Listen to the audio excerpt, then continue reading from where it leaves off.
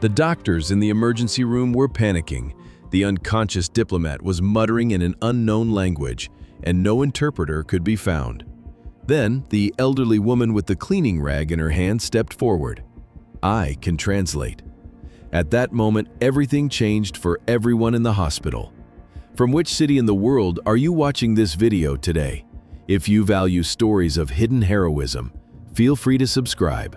The fluorescent lights in St. Mary's General Hospital cast harsh shadows across the linoleum floors, creating a sterile maze of corridors that never seemed to end. The morning shift had just begun, and the familiar sounds of medical equipment beeping, nurses chatting, and visitors shuffling filled the air. The smell of disinfectant mixed with coffee from the staff break room created that unmistakable hospital atmosphere that somehow managed to be both comforting and unsettling at the same time. In the middle of it all moved Elena Martinez, pushing her yellow cleaning cart with quiet determination. Her gray hair was pulled back in a simple ponytail, wisps escaping to frame her weathered face. She wore the standard hospital maintenance uniform, faded blue scrubs that had seen countless washes, and comfortable shoes that squeaked softly against the polished floor. At 65, she moved with the careful precision of someone who had learned to make every motion count, every step deliberate. "Hey Elena, make sure you get the coffee stains out of room 314, called out Dr. Sarah Chen from behind the nurses' station, barely looking up from her charts. The family was pretty upset about the mess. Elena nodded without speaking, adjusting her cart's direction toward the patient rooms. She had been working the day shift at St. Mary's for 8 years now, and most of the staff treated her with the polite indifference reserved for maintenance workers. Present but invisible, necessary but unremarkable. A young resident rushed past her, nearly knocking over her spray bottle. "Sorry," he muttered, not slowing down. Elena steadied the bottle and continued her routine, wiping down surfaces with the methodical care that had become second nature. Her movements were quiet, unobtrusive, designed not to disturb the constant flow of medical activity around her. From the corner of her eye, she watched the interactions between staff and patients, the small dramas that played out in hospital corridors every day. She understood more than people realized: the worried whispers of families in the hallway, the frustrated conversations between doctors about difficult cases, the quiet moments of triumph when good news was delivered. But she kept her observations to herself, focusing instead on the simple satisfaction of leaving each room cleaner than she found it. "That woman barely speaks English," she overheard Dr. Matthews telling a nurse near the elevator. "I tried to ask her about the supply closet yesterday, and she just nodded and walked away. I don't think she understood a word I said." Elena continued wiping down the handrail, her expression unchanging. She had learned long ago that sometimes it was easier to let people believe what they wanted to believe. It kept life simpler, complications at bay. The hospital radio crackled from the nurses' station. "We have an incoming trauma. ETA, 5 minutes. Adult male, diplomatic passport, possible overdose or poisoning, unconscious and unresponsive." Elena glanced up from her work, her movements slowing almost imperceptibly. Diplomatic passport. That detail caught her attention in a way that most of the daily medical emergencies did not. She positioned her cart near the emergency bay, ostensibly to clean the area but really to observe. The ambulance arrived with sirens wailing, and the paramedics rushed through the automatic doors with their patient. Elena caught a glimpse of a middle-aged man in an expensive suit, his face pale and drawn, muttering incoherently as they wheeled him past. "What do we know?" Dr. Chen called out, jogging alongside the gurney.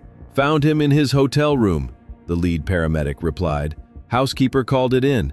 No obvious signs of trauma, but his vitals are erratic. He's been speaking, but it's not English. Hotel staff couldn't identify the language."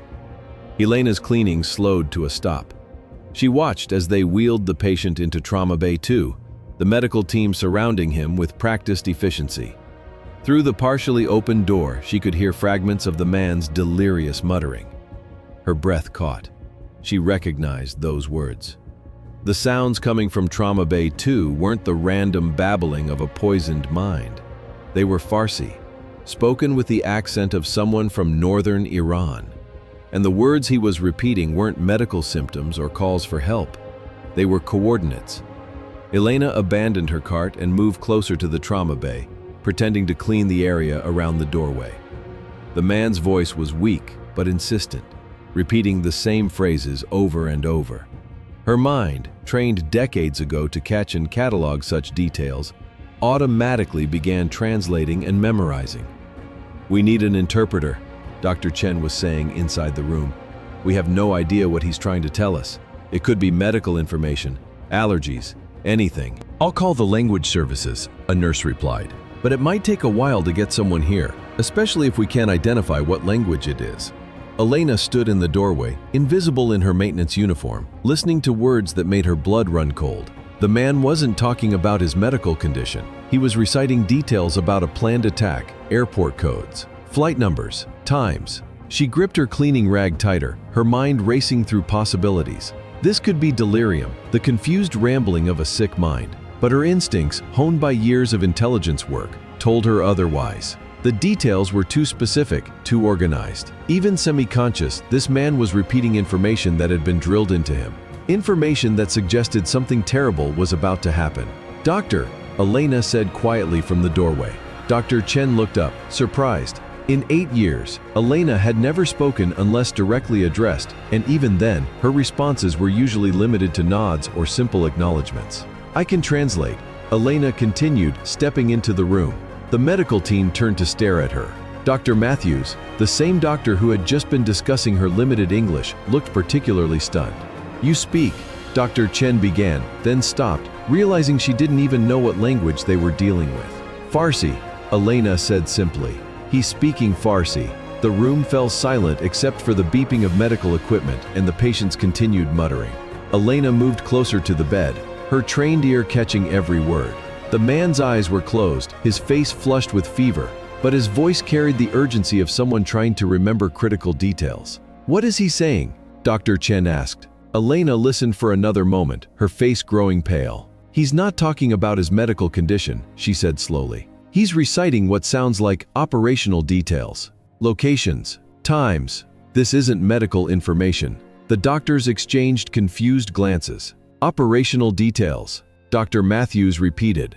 "What do you mean?" Elena took a deep breath. She had spent 8 years maintaining her cover, 8 years of being invisible, of letting people assume she was just a simple cleaning woman who barely spoke English. But the words coming from the man's lips left her no choice. "I mean, this man appears to be involved in planning some kind of attack," she said, her voice suddenly carrying an authority that seemed to transform her from maintenance worker to something else entirely. "And based on what he's saying, it's supposed to happen today."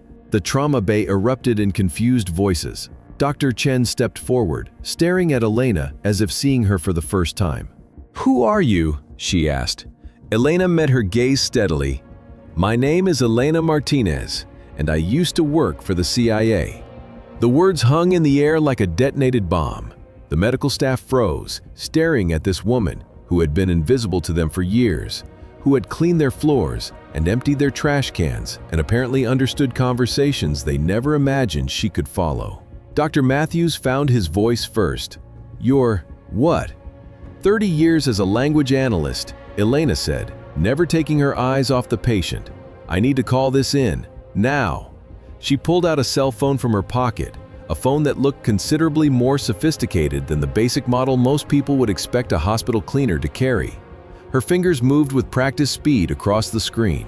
"This is Elena Martinez, former analyst ID number 7749, she said when the call connected.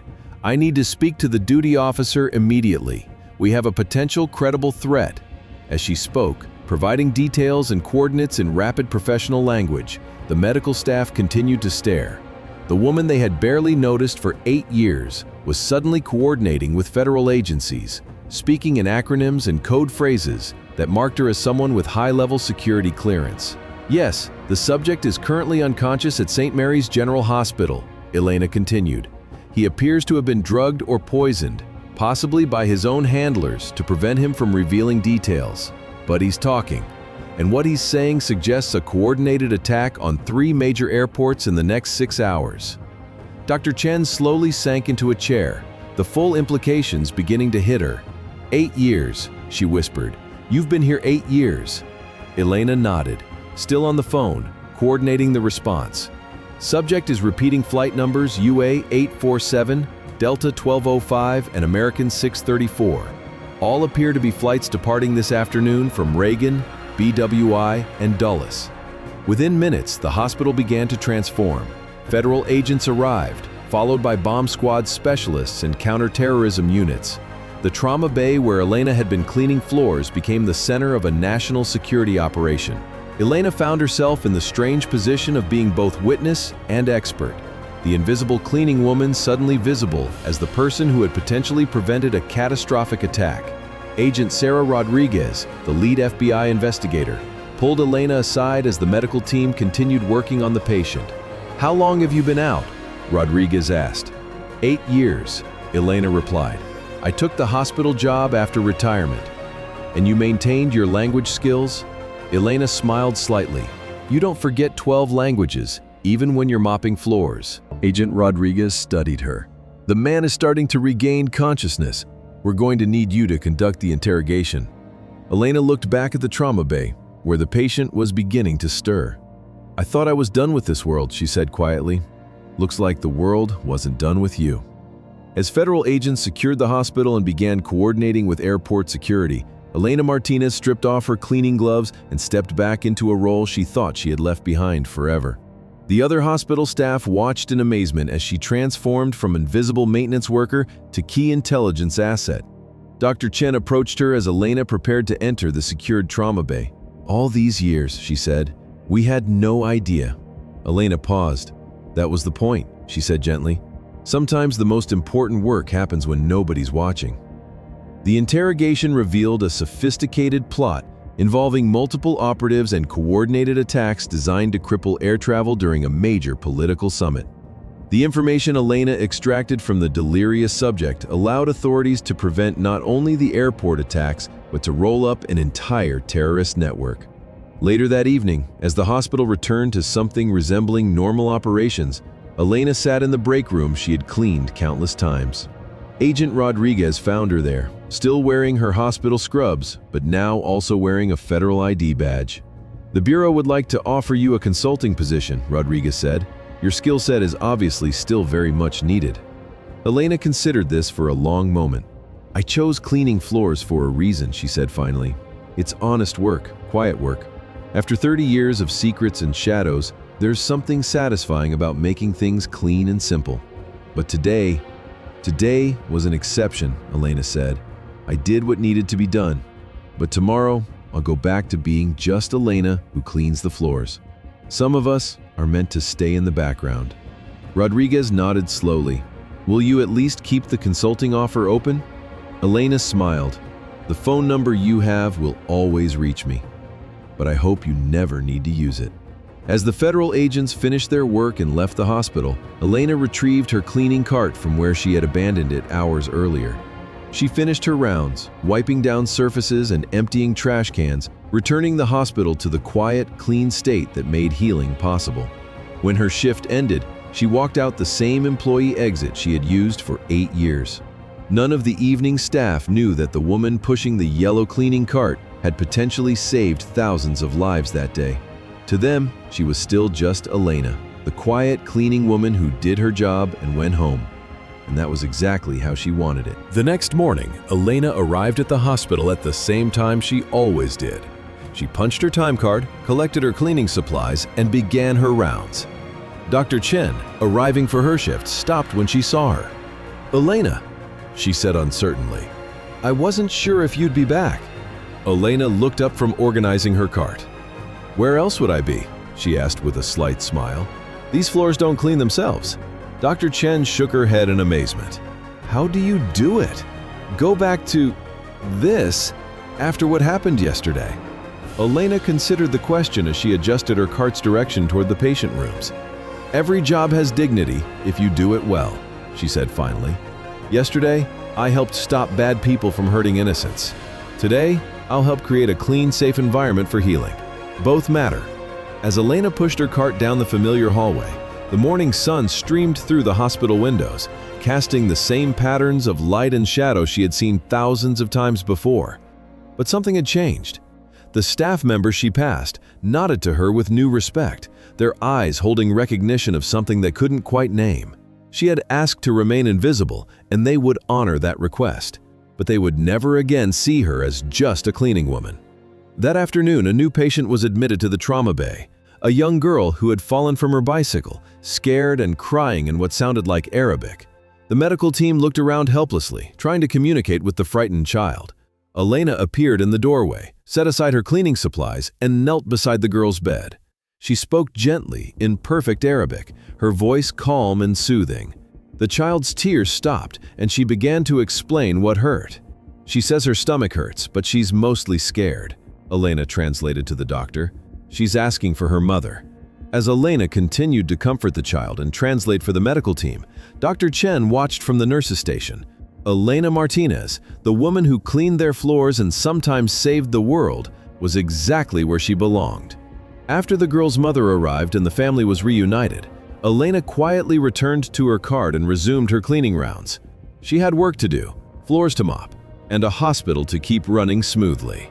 Because that's what heroes do. They show up. They do the work that needs doing, and they don't ask for recognition. Sometimes the most important people are the ones you never really see, until the moment when you need them most. And sometimes, just sometimes, they're pushing a yellow cleaning cart down a hospital corridor, making the world a little bit cleaner and a lot more safe, one room at a time. Elena Martinez finished her shift, punched out, and walked home through the city streets. Tomorrow she would return, and she would clean, and she would listen, and she would be ready. Because that's what it means to serve, whether in the shadows of international intelligence or in the bright, sterile corridors of a place where people come to heal.